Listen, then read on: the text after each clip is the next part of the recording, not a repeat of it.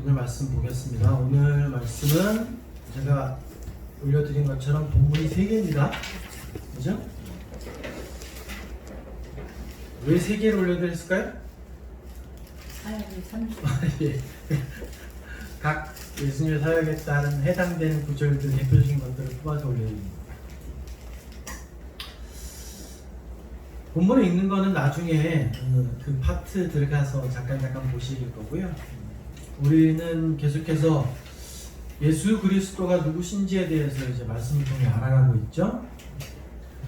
성육신을 시작으로 해서 성육신 7번 했는데 그 시간 동안 우리 예수님께서 이 땅에 사람으로 오신 것의 참된 의미를 알아보는 시간을 가졌었습니다. 성육신과 더불어 이 그리스도론이라고 불려지는 예수님에 대해서 성경에서 알려주고 있는 진리들을 함께 알아보면서 우리는 하나님 아는 충만한 지식에 이르도록 노력해야 할 줄 믿습니다. 지난 기독론 시간 9번째 시간이 6월 14일이었었어요. 거의 한 달이 됐는데 기독론 9번째 시간 주제 혹시 기억나십니까? 주제만이라도 빌립보서 말씀이었었는데 빌립보서 2장 6절 부분이었었잖아요. 예수님의 낮아지심에 대한 예수님 낮아지심에 대한 그분이 인간으로서 얼마나 낮은 삶을 하셨는지 또 그리고 그분이 하나님으로서도 이 땅에서 얼마나 큰 고통과 고난을 받으셨는가 우리는 지난 시간에 알아봤습니다. 기억이 잘 안 나실 거예요. 그래도 감사한 거는 우리가 항상 하루에도 수십 번 들어가는 유튜브에 저희 교회 말씀이 있어요. 저는 볼 때마다 좀 신기한 느낌이 있습니다. 유튜브에 우리 교회 설교들이 올라가 있다는 것이 좀 신기한 느낌이 있어요. 아마 저 정확히는 모르겠는데 유튜브에 올리는 것이 그렇게 쉽지는 않죠? 그죠? 어렵지 않은가요? 하실 수 있으니까. 저는 굉장히 어려운 것처럼 느껴져요. 그래서 우리 말씀을 또 정리해서 올려주시는 우리 박 회장님께도 감사한 마음이 생기더라고요. 할 수만 있다면 시간이 되실 때 다른 것들보다도 교회 말씀 전하셨던 것들을 다시 한번 이렇게 들어보시면 참 좋을 것 같습니다. 오늘 함께 나눌 말씀은 기독론 10번째 시간으로 예수님의 사역, 예수님은 어떤 일을 하시는 분이신가에 대해서 한번 알아보겠습니다. 우리의 주인 되신 분이 무슨 일을 하시는지 모르면 우리가 어떻게 그분을 따라갈 수 있겠습니까?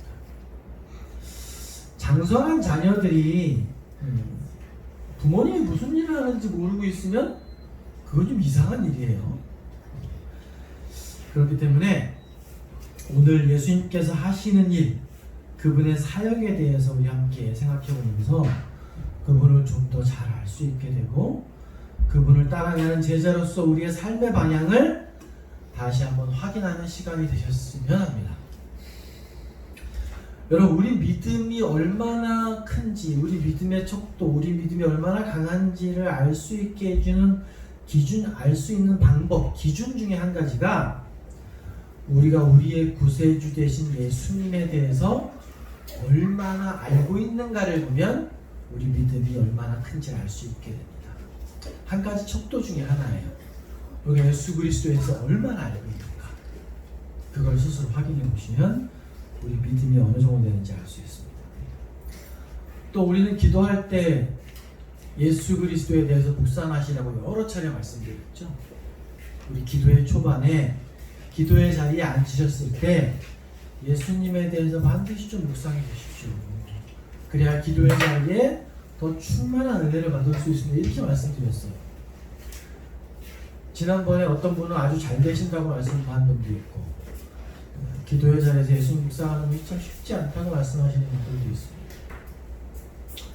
가장 기본적인 예수님에 대한 묵상은 십자가와 그분의 대속하심과 죽으심에 대한 묵상입니다. 왜 죽으셔야만 합니까? 그러나 이건 제 경험이에요. 예수님에 대해서 묵상할 때 그것만 묵상하는 것이 우리가 너무 부족하다 보니까 한계가 있어요. 아주 풍부한 묵상이 되지 않는다는 한계가 있어요. 그래서 제가 말씀드리고 싶은 건 예수님께서 오늘 들으신 말씀들을 묵상해 보시라는 거예요. 오늘 들으실 말씀들이 예수님이 하신 일에 대한 것들이거든요. 이것들을 마음속에 잘 깨달으시면 기도 전에 예수님에 대한 묵상을 하시는 것이 훨씬 넓어지고 풍성해지고 깊어집니다. 그래서 오늘 말씀이 여러분들에게 큰 유익이 되셨으면 하는 바람이 좀 있어요. 예수님의 사역을 크게 세 가지로 말씀드렸습니다. 어제 제가 올려드린 것처럼 이거를 흔히 이제 그 교리 체계 내에서는 뭐라고 부를까요? 예수님이 하신 일, 예수님의 세 가지 일, 예수님 삼중사역이다 이렇게 불러요. 별로 유식한 말은 아니죠. 예수님 삼중사역이라고 말하는데 어떤 분들은 뭐 예수님의 사중사역, 예수님의 오중사역 이렇게 말씀하시는 분들도 있긴 해요. 그렇지만 엄밀하게 그 내용들을 보면 예수님의 삼중사역에 다 포함되는 내용들이에요. 그래서 오늘 이 예수님의 삼중사역의 관점에서 말씀을 나눠보도록 하겠습니다. 우리 교회에서는 예수님의 삼중사역을 여러 번 말씀을 드렸었어요. 제가 간단하게라도 뭐가 있을까요? 첫 번째, 예수님이 왕도 있고, 왕은 대체로 세 번째 나옵니다. 첫 번째는 예수님이 선지자로서, 대언자로서의 사역 있고, 두 번째 뭘까요? 대제사장으로서의 사역이 있습니다. 세 번째는 왕으로서, 통치자로서의 사역이 있어요. 그래서 예수님이 이 세 가지 사역을 예수님의 삼중사역이다 이렇게 흔히 말해집니다. 예수님의 사역을 이 세 가지로 나눠볼 때 예수님이 생에서 언제부터 언제까지는 뭐 대언자의 사역이었고 언제부터 언제까지는 대제사장의 사역이고 이렇게 딱 명확하게 구분하는 건 어렵습니다. 흔히 그래서 예수님의 사역을 표현할 때 대언자적 제사장 또는 왕적 대언자, 뭐 제사장적 왕의 사역 이런 식으로 약간 중독적으로 많이 언급이 되는 경우들이 있어요. 그럴 수밖에 없는 게 예수님의 사역은 어떤 한 가지만 딱 이렇게 특정해서 하시는 것이 아니라 여러 가지가 함께 어우러져서 예수님의 사역이 이루어져요. 그렇지만 우리는 명확하게 구분을 해서 이해를 하면 이 예수님의 사역은 제사장적인 왕의 사역이시네 이렇게 이해하기가 좀 수월해집니다. 도표를 하나 좀 만들어 봤는데 비슷한 것 같기도 하고 좀 아닌 것 같기도 하고요. 여기 보시면 이렇게 보여드릴까요? 예수님의 구속자와 중보자로서의 사역이 있어요. 포괄적인 의미에서 여기를 흔히 우리가 복음이다 이렇게 표현합니다. 그 복음과 이건 이제 포괄적 의미의 예수님의 사역이시고, 사역이라고 하니까 자꾸 어렵게 말씀을 생각하지 마십시오. 예수님이 하신 일에 대한 거예요. 그렇지만 이 밑에 이제 대언자나 대제사장으로서 왕으로서는 구체적인 의미의 사역이다 이렇게 이해하시면 좀 수월할 것 같습니다. 그래서 예수님의 중보자로서의 사역과 구속자로서의 사역의 본질에서 이 세 가지 세부 사역을 담당하고 계시다. 이것이 성경이 가르쳐주는 명확한 핵심 가르침입니다. 여러분 오늘 말씀을 배우는 목적은 명확합니다. 지식적으로 알고자 함이 아니에요. 예수님께서 하신 일들을 우리가 묵상하고 배움을 통해서 우리 삶의 방향과 목표를 설정할 때 예수님을 본받기 위한 거예요. 그래서 그분의 삶에 가능하면 그분이 하신 일에 가능한 우리 일들을 맞춰가고자 하기 위함입니다. 알아야만 합니다. 알지 못하면 우리 삶에 나오지 않는다는 거예요. 알고 묵상해야만 합니다. 그래야만 그분을 따라 살 수 있게 돼요. 예수님께서 감당하신 사역들을 보면서 우리 삶을 바꾸기 위함입니다. 자, 첫 번째로 예수님의 삼중사역 첫 번째로 예수님의 대언자로서의 사역을 한번 알아볼게요. 대언자가 뭘까요, 여러분? 예, 대신해서 말해줍니다. 너무도 명확해요. 너무 뜻은 너무 명확합니다. 근데 우리는 이제 우리가 보는 성경에는 뭘로 표현되어 있어요? 제가 여러 번 말씀드렸었는데 선지자로 표현이 되어 있어요. 선지자로. 선지자는 뜻이 뭘까요? 미리 본 사람이란 얘기예요. 주체가 좀 애매해지죠.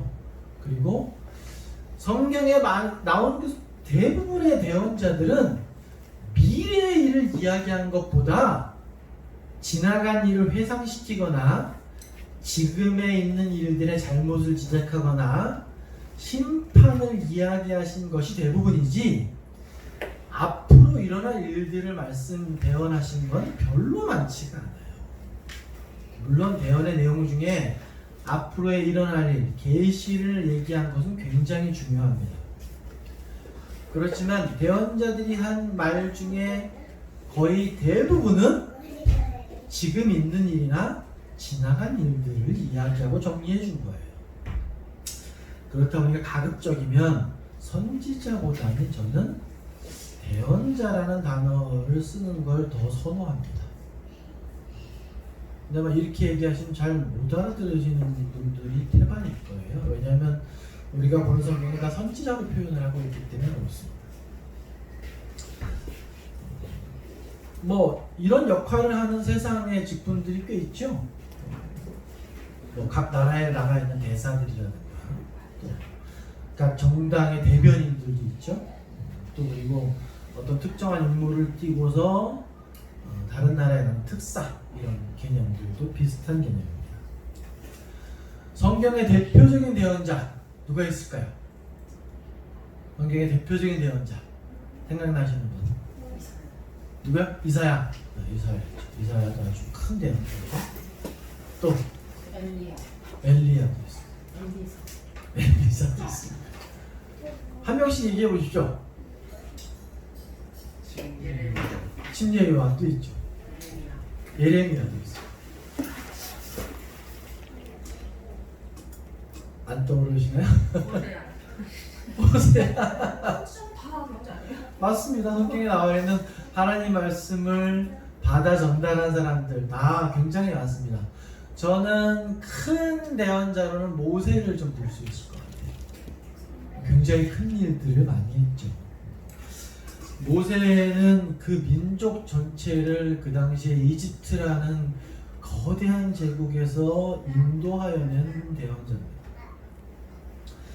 아무리 하나님께서 그에게 할 말을 주시고 엄청난 이적과 기적들로 인도하셨다 하더라도 당시에 거대 제국인 그 이집트에서 그 이집트를 통치하는 파라오 앞에서 하나님 말씀을 대언하고 때로는 하나님의 표적들로 그 파라오에게 큰 고통을 주면서 경고하는 그런 역할을 감당하는 일이 결코 쉬운 일일 수는 없을 겁니다. 그렇겠죠? 자신의 목숨을 당장이라도 빼앗을 수 있는 그런 큰 권력을 잡고 있는 사람, 그것도 그 당시에 세상을 다 주무르는 거대한 제국을 통치하는 파라오 앞에서 어떻게 보면 신으로 추앙받는 신적인 통치권을 갖고 있는 존재 앞에서 하나님의 말씀을, 그것도 심판의 말씀을 선포한다? 이건 보통 어려운 일이 아닐 거예요. 우리는 근데 너무 쉽게 생각하는 게 되겠어요. 비근한 예로 이제 연초가 되면 청와대에서 그 대통령 그거 하죠. 기자회견 같은 거 합니다. 근데 청와대 출입 기자들은 대체로 이 탑이에요. 탑, 그 탑에 능숙한 사람들입니다. 근데 보면은 대통령한테 질문할 때 막 마이크를 잡고 있는 거니 덜덜덜 떨리는 걸 우리가 목격하게 되죠. 고작 대통령 앞에서 질문하는 것도 사실은 그렇게 쉬운 일이 아니에요. 우리 마음속에서는. 근데 하물며 막강한 제국에 걸려 한선해지고 있는 파라오 앞에서 축복의 말도 아니고 질문도 아니고 하나님의 심판의 말을 대언한다. 어떻게 쉬울 수 있겠습니까? 그 말이. 또 엘리야 같은 경우는 어떻죠? 몇 번 말씀드렸죠. 엘리야는 갈멜산에서 어마어마한 큰 정령적인 승리를 이루어요. 그리고 나서 바로 무슨 일이 벌어지죠? 왕도 아니고 왕의 아내인 이세벨이 뭐라 그래요? 우리 열왕기상에 보면 이세벨이 어떻게 얘기하냐면 내가 내일 기맘때에는 반드시 네 생명을 갈멜산에서 죽은 그 사람들 중에 한 사람과 같게 만들겠다, 이렇게 선포를 해요, 이세벨이. 그러니까 엘리야가 그 담대하던 그 하나님의 놀라운 기적들을 목격하고 1대 850이라는 엄청난 영적인 전투에서 승리한 그 엘리야가 며칠 사이에 도망가면서 열왕기상 19장 4절에 보면 그렇게 말합니다. 여호와여, 넉넉하오니 지금 내 생명을 거두시옵소서. 이렇게 탄식을 해요. 굉장히 두려운 일입니다. 엘리야만 그랬을까요? 얘기하신 예레미야도 그렇습니다.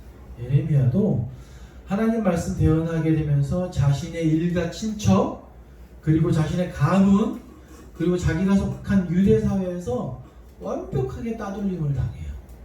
그리고 거의 생매장을 당할 것 같은 두려움 속에서 하나님께 정말 탄식하고 애원하는 장면이 예레미야에서 보면 굉장히 많이 나와요. 실제로 예레미야는 여러 번 감옥에 갇히고 매도 맞고 또 죽음의 문턱을 수시로 넘나드는 것을 우리는 볼 수 있습니다.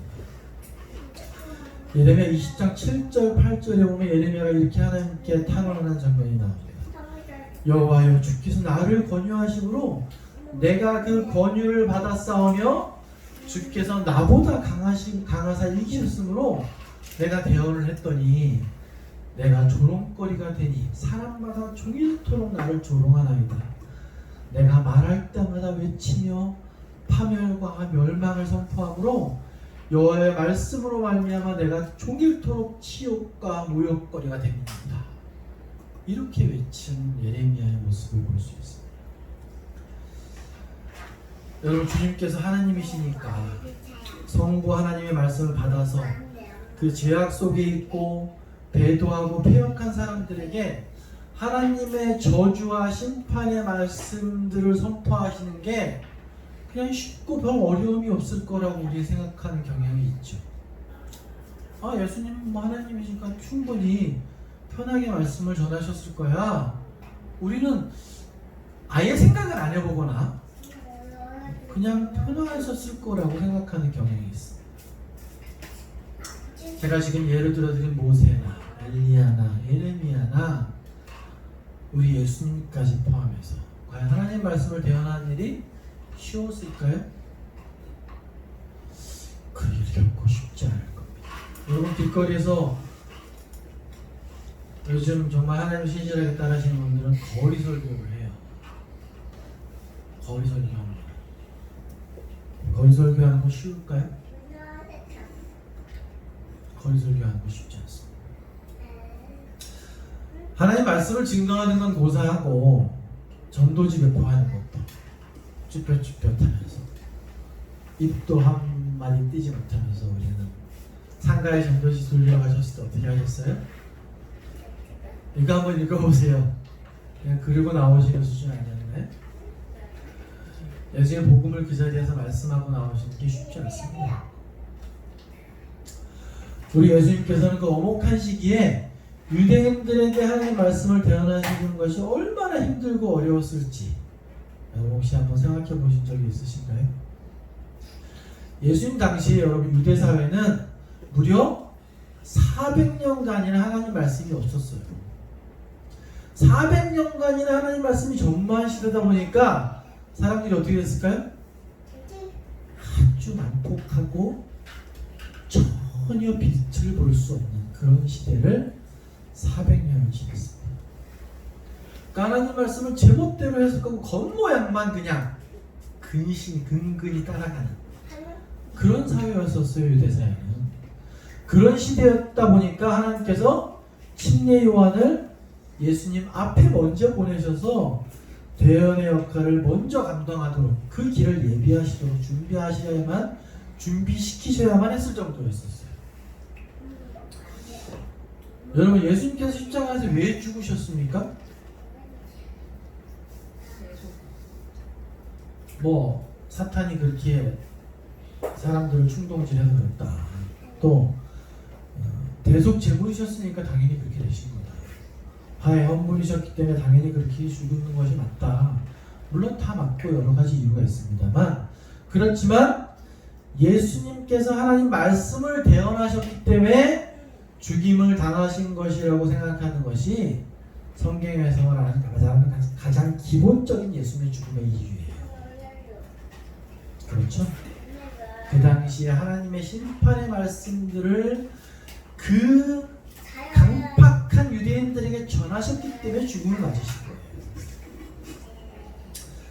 죄가 넘쳐나는 사회, 하나님을 거부하고 어둠 속에 깊게 빠져 사는 세상에서 하나님의 말씀을 대언한다는 것, 그것은 바로 죽음을 선택하는 것과 똑같은 말입니다.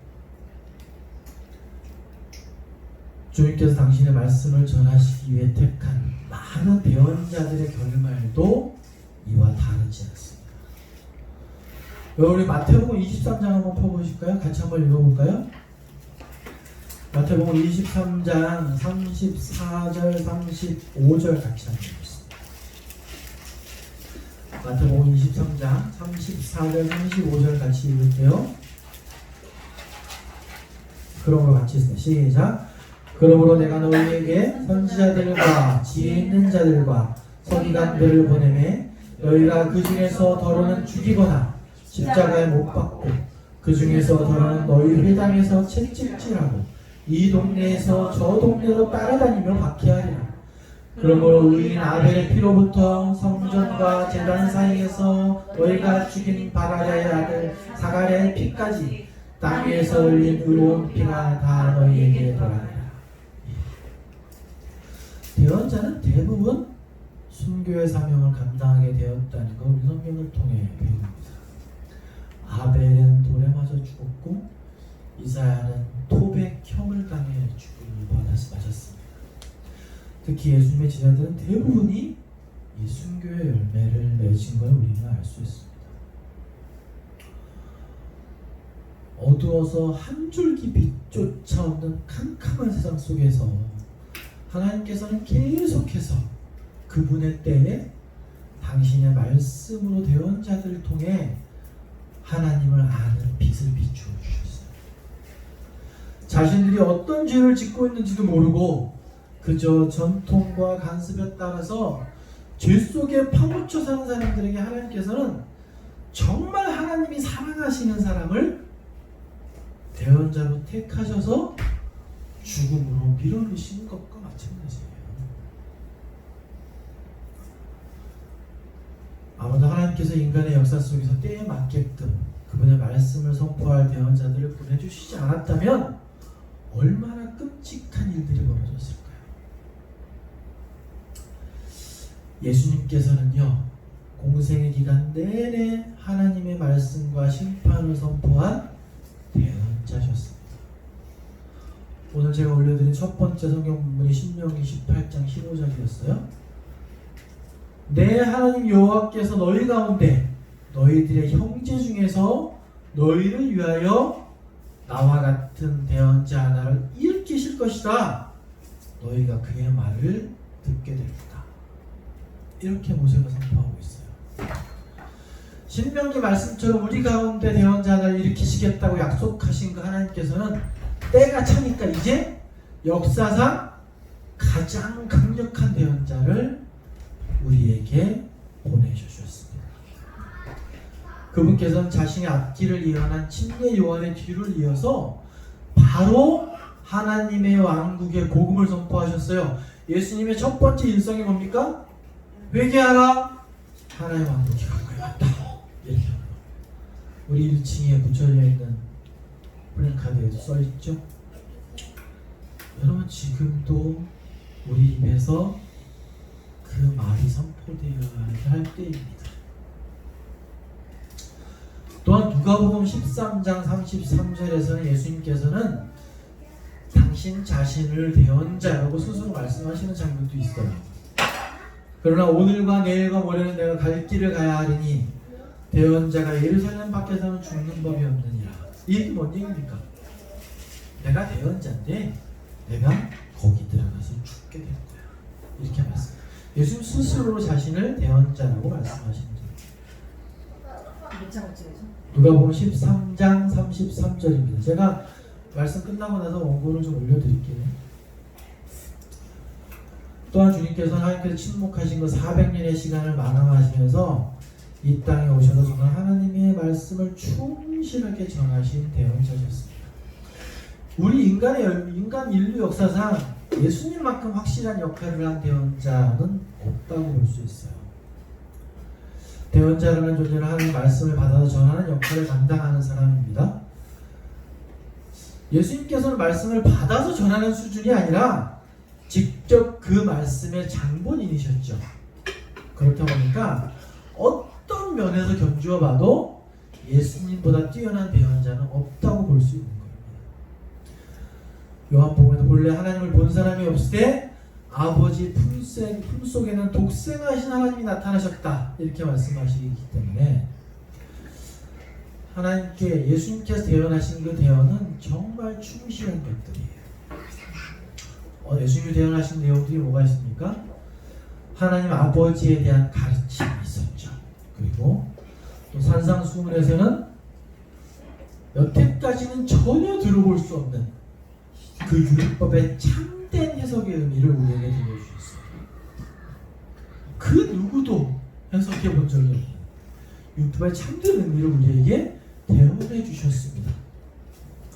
또 하나님이 얼마나 사랑이 많으신지, 하나님의 은혜가 얼마나 깊으신 건지, 그분의 사랑과 은혜를 통해서 하나님이 계획하신 그 구속사의 계획이 어떤 것인지, 이런 것들을 대언한 대언자가 없었어요. 하나님의 그 완전한 구속사의 계획들을 다 말씀해 주셨습니다. 더군다나 하나님이 어떤 분이신지, 하나님의 본성, 하나님은 어떤 인격을 갖고 계신지, 인격이라고 표현하기 좀 이상하긴 합니다만 하나님이 어떤 분이신지에 대해서 우리에게 참 소상하게 알려줄 수 있습니다.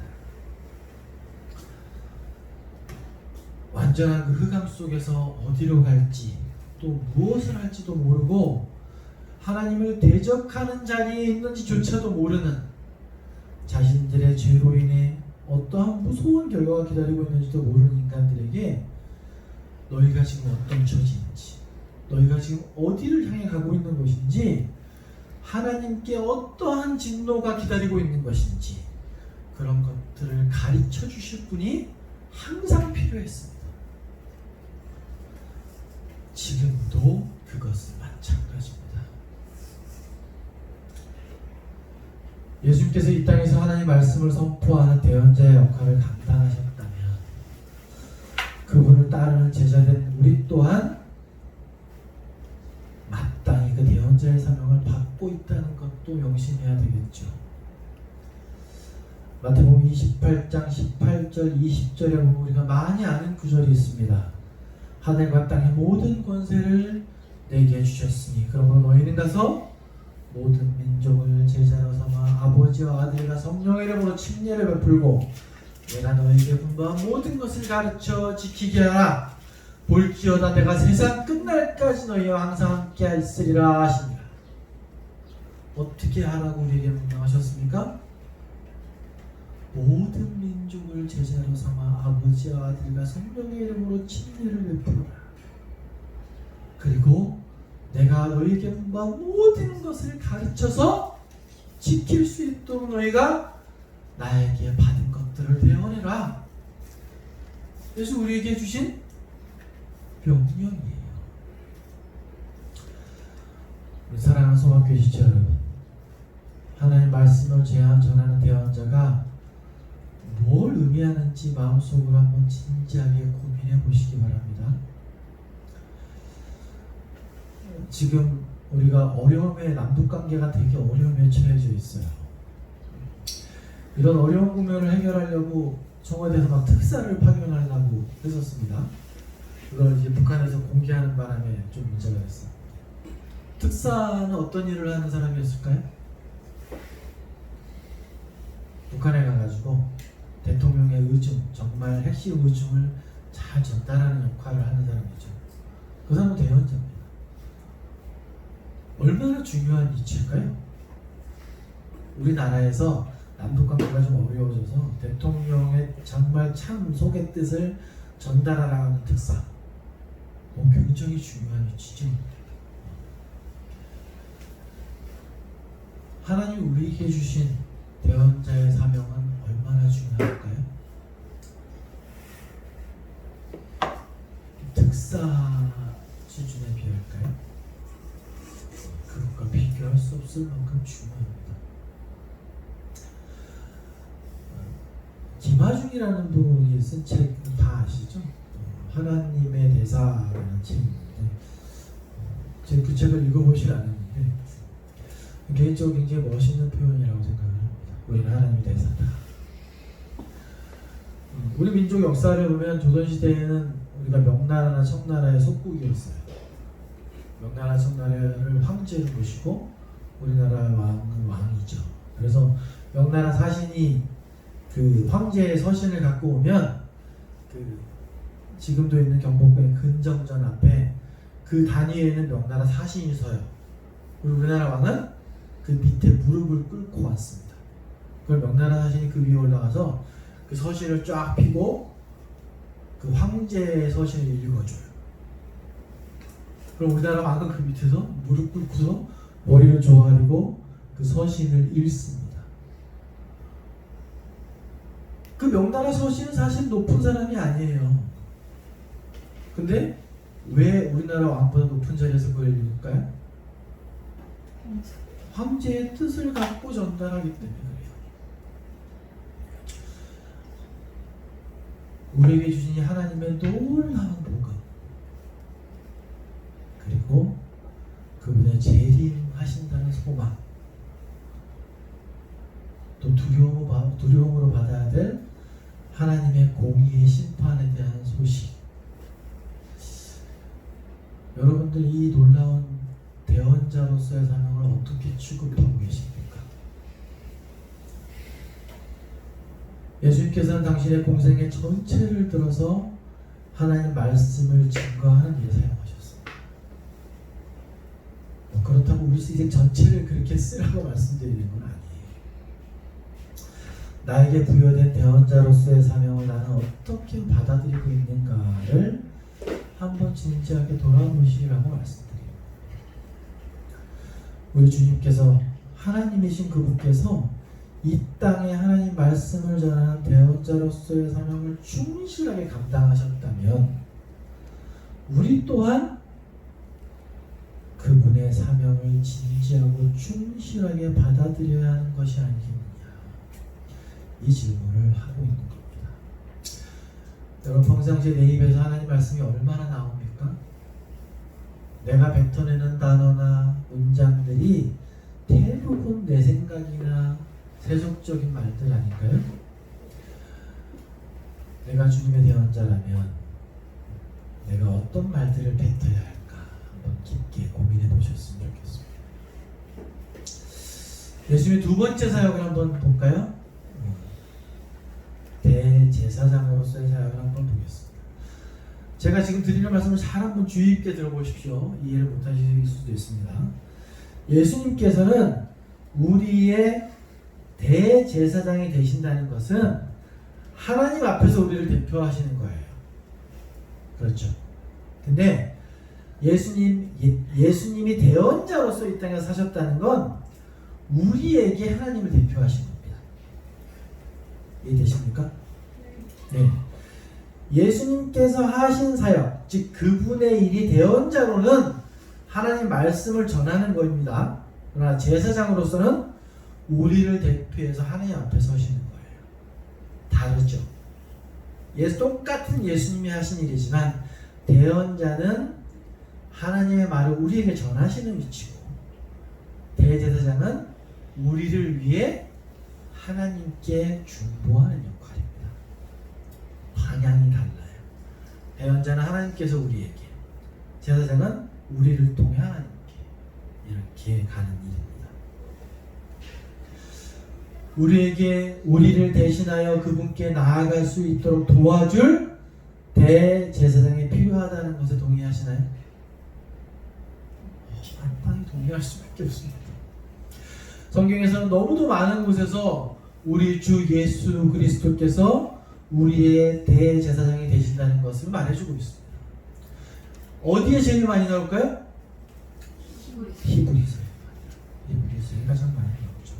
아론보다 뛰어난 탁월한 대제사장이 계시니 바로 그분이 예수 그리스도시다. 이렇게 해서 여러분, 유대인들에게 대제사장은 왕이나 똑같은 존재예요. 가장 높은 존재가 대제사장입니다. 그러니까 히브리서를 누가 썼는지 모르지만 유대 민족에게 예수님이 아론보다 뛰어난 탁월한 대제사장이라고 말하는 건 굉장한 의미가 있는 얘기예요. 히브리서 5장 1절부터 5절에 보시면 그 예수님의 대제사장으로서의 존재가 어떤 것인지를 요약해 주고 있습니다. 자, 간단히 요약을 좀 해드릴게요. 제사장은 사람을 대표해 하나님 앞에 나아가는 자이기 때문에 사람 중에서 택해야 된다고 나옵니다. 두 번째는 제사장은 하나님이 택하신 자라야만 한다는 규정도 있어요.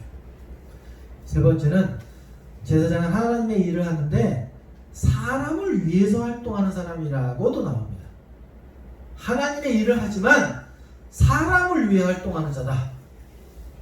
이렇게 못을 받고 있어요. 네 번째는 하나님 앞에서 죄된 인간 대신 예물과 제사를 드리는 사람이다. 이렇게 규정하고 있습니다. 히브리서에 이렇게 규정하고 있어요. 또 레위기에 보면 제사장은 거룩하고 도덕적으로 순결하며 하나님 앞에서 순전해야 한다. 이런 규정들이 있습니다. 여러분, 이런 제사장의 조건과 역할을 볼 때 우리 예수님께서는 이 역할을 담당하시기에 조금의 부족함도 없다라는 걸 우리가 알 수 있어요. 우리 인간 역사상 가장 완벽한 대제사장이 바로 우리 주 예수 그리스도이십니다. 여러분, 제사장의 중요한 역할은 제된 백성들을 대신해서 하나님 앞에서 속죄와 화해의 제물을 드리는, 즉 제사를 드리는 일을 맡아서 함으로 인해서 하나님의 백성이 다시 하나님하고 친교할 수 있도록 해주고, 하나님 백성으로서의 위치와 특권을 회복시켜주고, 죄를 범함으로 인해서 빼앗겼던 하나님의 축복들을 받을 수 있도록 중재하는 역할을 하는 사람입니다.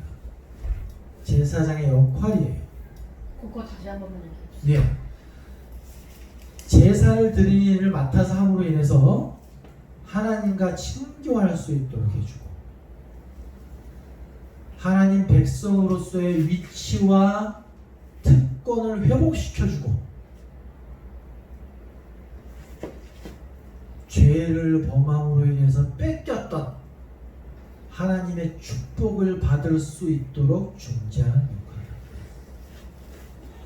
여러분, 이거 누가 했어요? 예수님이 하셨죠. 그러나 예수님 전에 했던 대제사장들의 역할은 어땠습니까? 일회성이에요. 한 번 하면 또다시 해야 되는 일들이었어요. 그러나 완전한 멜기세덱의 반차를 따르신 우리 예수님은 단 한 번으로 완전한 화해와 속죄의 제사를 드리셨습니다. 그렇기 때문에 완전하고 영원한 대제사장이 되신 것입니다. 히브리서 4장 14절에 보시면, 그러므로 우리에게 큰 대제사장이 계시니 승천하신 이 곧 하나님의 아들 예수시라. 우리가 믿는 도리를 굳게 잡을지어다. 이렇게 말씀하고 있습니다. 이 땅에서 단번에 완전 속죄를 이루신 그분께서는 그 대제사장의 역할과 직무를 한 번에 만족시키시고 지금은 어디 계세요? 하나님 보좌 우편에 앉아 계십니다. 봤냐고 물어보는 사람도 있더라고요. 당신이 봤습니까? 여러분들 보셨어요? 믿음은 보는 것으로 걷는 것이 아닙니다. 믿음은 보는 것으로 오늘 두 번째 본문 제가 보내드린 거에 보면 사도 바울이 디모데에게 이렇게 편지했죠. 디모데전서 2장 5절에 보면 우리 같이 한번 읽어볼까요? 디모데전서 2장 5절 디모데전서 2장 5절 같이 읽습니다. 시작. 하나님은 한 분이시요 또 하나님과 사람 사이의 중보자도 한 분이시니 곧 사람이신 그리스도 예수. 사람이신 예수. 아까 제가 히브리서 5장 1절 5절까지 제사장의 조건 중에 첫 번째가 뭐라 그랬어요? 사람이래야 된다고 말씀드렸어요. 사람이신 그리스도 예수. 사도 바울의 이 고백은 유일한 한 중보자가 계신 그분이 바로 사람이신 그리스도 예수시라. 유일한 중보자가 되시는 그분은 이 땅에서 대제사장의 역할을 감당하시고 완전한 단번 제사를 완성하신 분이라고 말하고 있는 거예요. 이 땅에서 하신 그 대제사장의 역할을 이제 하늘의 보좌 우편에 앉혀서 여전히 우리를 위해서 하나님께 대제사장으로서 역할을 감당하고 계신 그 주님을 찬양합니다. 이 사랑하는 지체 여러분, 저는 이 말씀을 묵상하면서 불현듯 욥이 떠올랐어요. 왜 욥이 떠올랐을까요? 욥은 욥기 1장에 보면 어떤 장면이 나옵니까? 하나님 앞에서 사탄이 욥을 어떻게 해요? 참소합니다. 유식한 말을 참소하지만 고자질하는 거죠. 당신이 축복하니까 저렇게 하는 따르는 척 하는 거예요. 쳐보시면 하나님이 대놓고 욕할 겁니다. 하나님께 고발을 하는 거예요, 욥을. 만약에 그 옆에 물론 계셨습니다.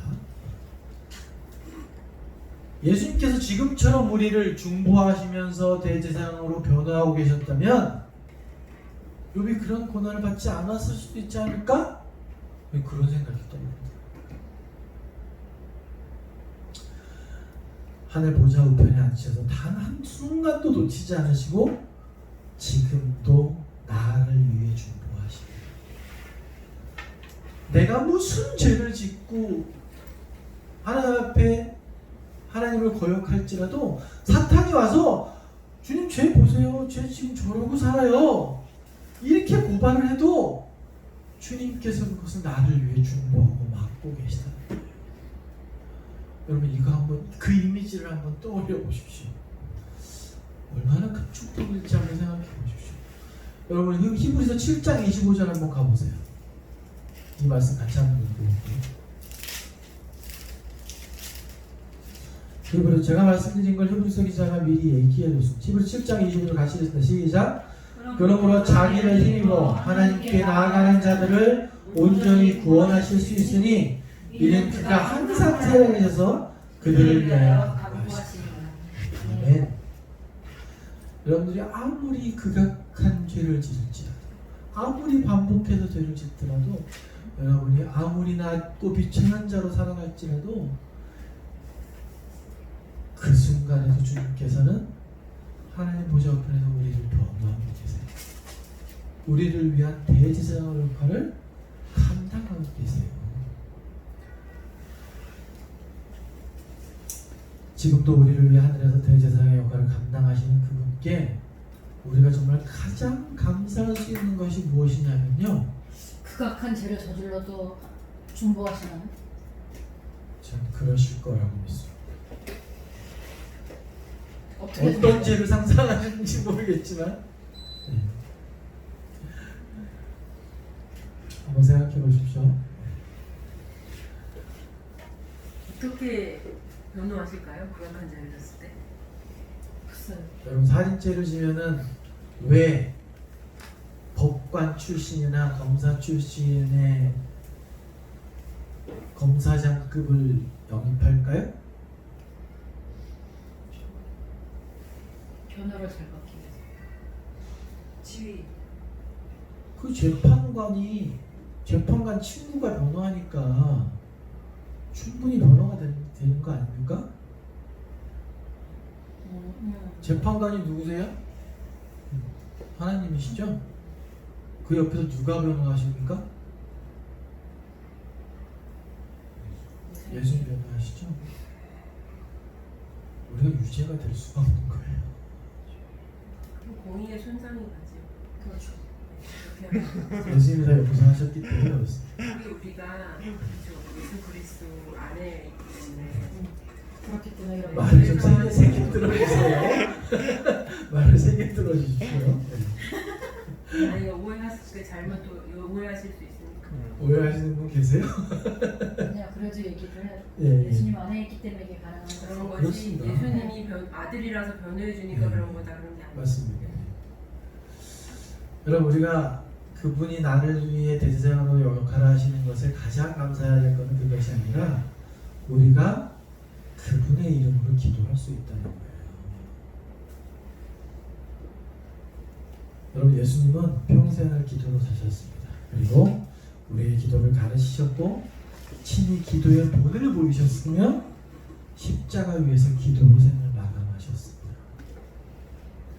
주님은 제자들에게 십자가에 못 박혀 죽으시기 전에 무려 집중적으로 7번이나 이렇게 말씀하십니다. 내 이름으로 기도하라. 이렇게 말씀하십니다. 이는 마치 예수님의 모든 법적 권리와 모든 권한의 위임장을 우리에게 써주신 것과 마찬가지예요.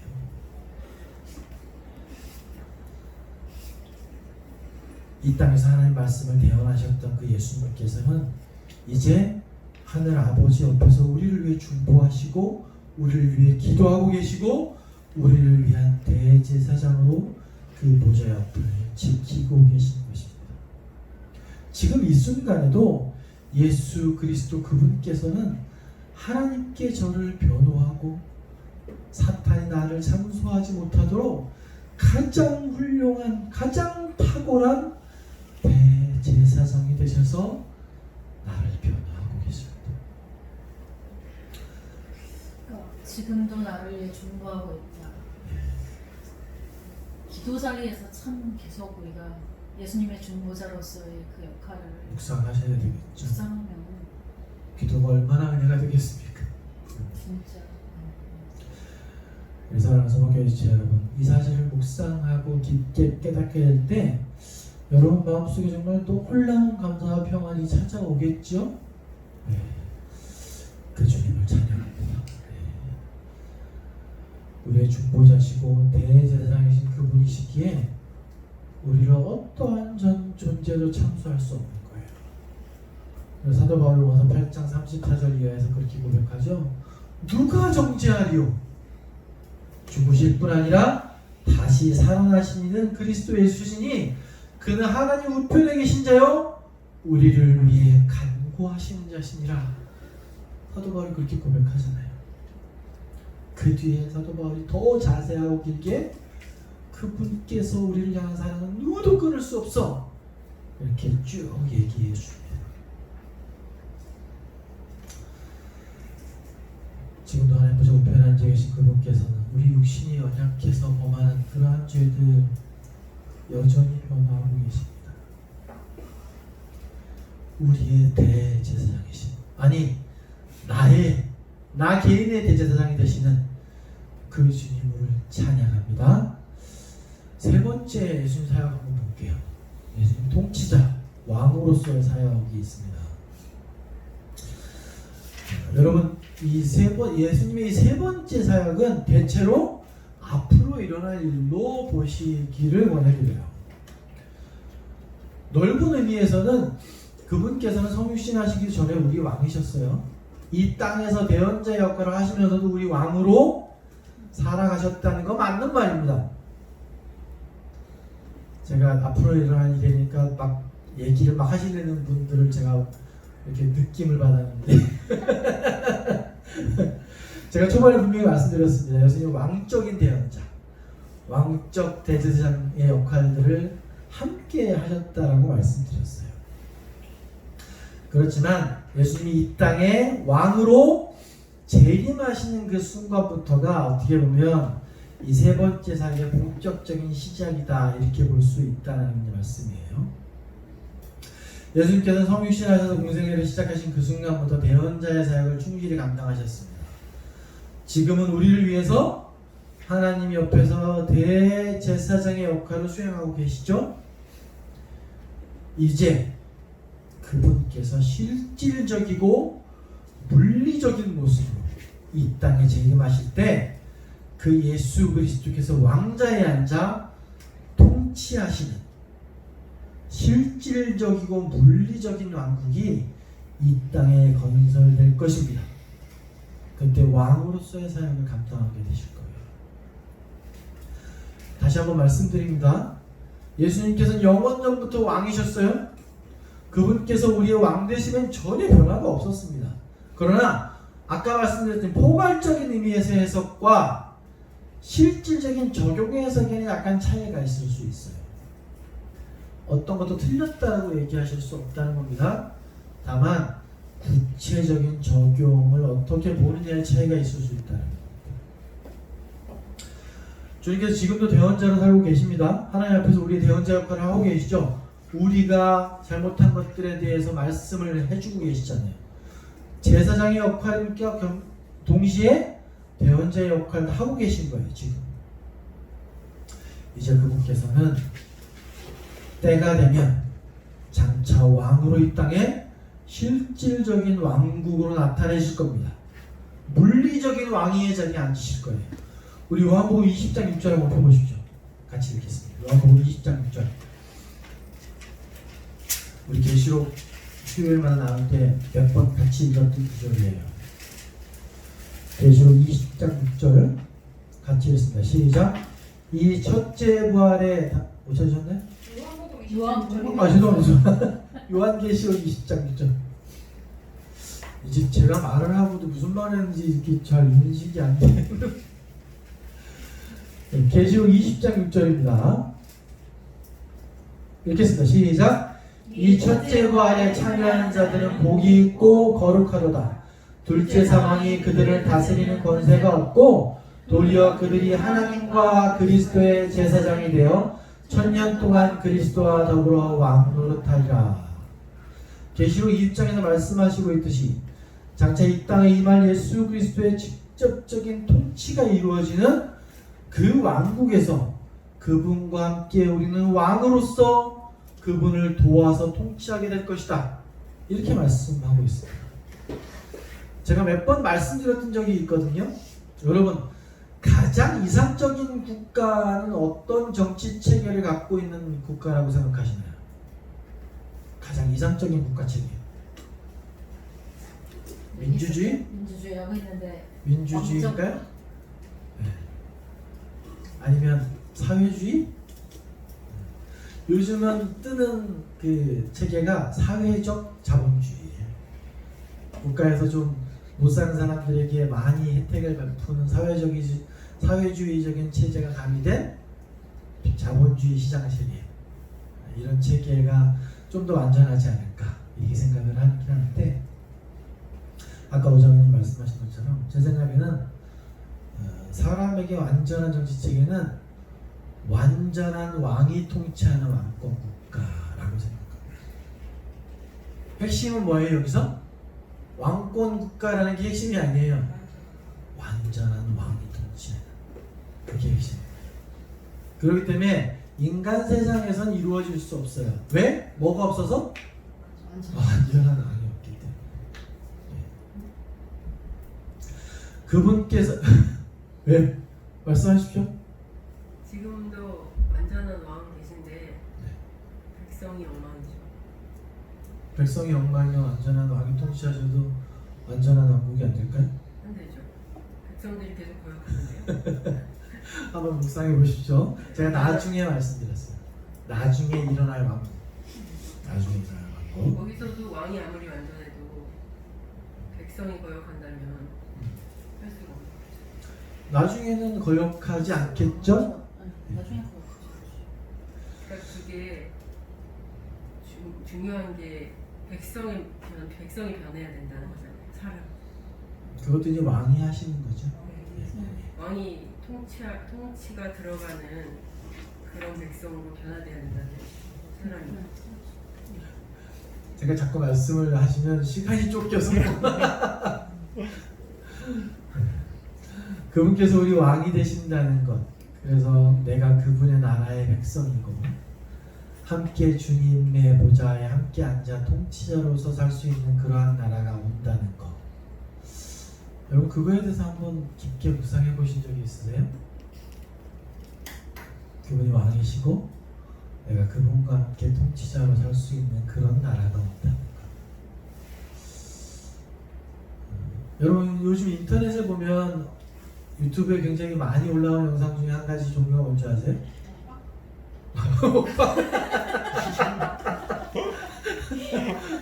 요즘 급격하게 늘어난 것 중에 하나가 국뽕 영상이라는 거예요. 보신 적 있어요? 국뽕 영상. 아, 못 들어보셨어요?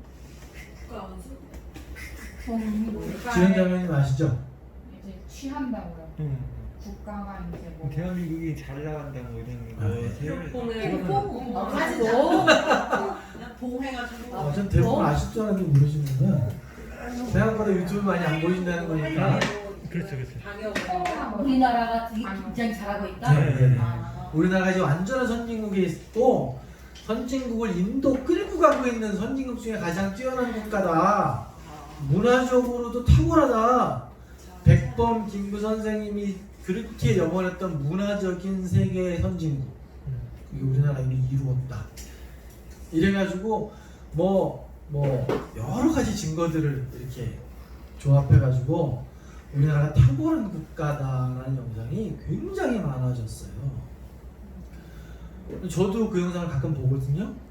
그거 보면 마음이 어떤 줄 아십니까? 뽕이 취하세요. 취하세요. 나쁜 의미로. 그래서 국뽕이라는 말을 쓰는 것 같아요. 괜히 뿌듯해지죠. 안 보셔가지고 잘 동감이 안 되시는 거. 그래도 어때요? 음악이랑 같이 해가지고 방역할 때. K-방역 뭐 이런 거 해서 아니 근데 옛날보다 나라에 대한 어떤 자부심이나 이런 게 높아졌어요. 엄청 높아졌어요. 굉장히 코로나 높아졌어요. 되면서. 그거 보면서 괜히 막 감정을 막 끌어낸다라는 좀 그런 느낌이 들어요. 그래요. 근데 일단 우리나라 사람들은 특히 국가적인 애국심이 좀 많잖아요. 나라에 대한 애국심. 여태까지는 그래서 그 일본을 그렇게 미워하긴 합니다. 뭐 일본도 마찬가지긴 합니다만 국가적인 그 자부심이 높아질 때 괜히 내가 잘하는 것 같잖아요. 내가 높아지는 것 같고 그것과 비슷하게 한번 하나님 나라의 백성이 됐을 때를 한번 생각해 보세요. 예수님이 왕이시고 그 왕인 나라의 백성이며 때로는 예수님께서 같이 왕으로 통치자로 세우시는 자가 구원받은 아이일 수 있다는 거. 저는 이 우리나라에 대한 이 자랑하는 영상에서의 느끼는 어떤 그런 뿌듯함에 대비해서 예수님 왕인 국가에서 느낄 자부심을 생각하니까 이건 너무 차원이 다른 거예요. 그 나라의 백성이라는 자부심, 만족감 이런 건 비교할 수 없더라고요. 오늘 세 번째 제가 본문에 말씀드렸던 빌립보서 2장을 한번 펴보시겠어요? 6절부터 11절인데 우리 10절, 11절만 한번 읽을게요.